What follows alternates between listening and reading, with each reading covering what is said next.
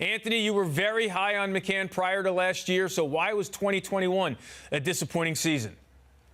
Well, look, he was coming off of really 19 and 20 were stepping stones for him. And each year, both offensively and defensively, his numbers were really, really good. His average, his OPS, slugging, everything looked better 19 to 20. It looked like he was an ascending player.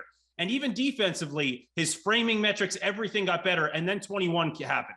And he really took a step back in pretty much every category. They thought they were going to get both a plus defensive guy and a plus offensive player. And as Anthony mentioned there, his numbers declined significantly from what that was, where it looked like he was ascending. I'm very glad to hear Anthony talking about Nido, because I think the two of them together, you got to look back also at McCann's history, and he's never been a guy that's going to catch 125 to 130 games. So I think the split of those guys may actually work better for this Mets team, to give them some guys that they catch well, that they receive well for, and keep them both fresh. I know McCann had a down year offensively last year relative to the expectations. However, this is the first time in a while I'm actually comfortable with the Mets catching situation going into the season. I do think McCann will pick it back up offensively a little bit. However, they need to be defensive. So whoever it is, Nido, McCann, I want them to be leaders of that team defensively. Work with that staff. Obviously, the Mets are built pitching heavy now, especially with DeGrom and Scherzer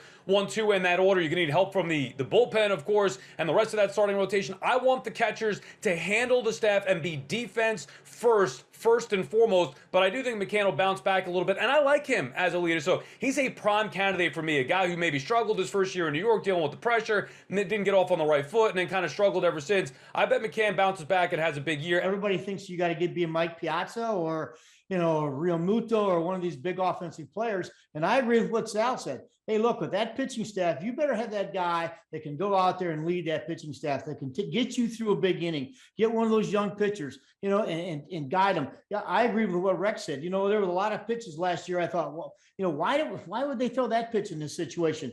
That catcher who stays with the game plan, who believes in it, and those pitchers can trust when he puts those numbers down, they believe and they're going to make a committed pitch in that particular situation, I think is very, very needed. And yeah, if he hits, and I think McCann is going to come back. Jim Leland told me a couple of years ago when we got him, or a year ago when we got him, hey, he's always been a catch and throw guy. Okay, he had a huge year in Chicago. I think he's going to come back. He knows the league now. He knows some of the pitching in the league now. But I'll tell you what I want him to do, and I want him to catch that pitching staff.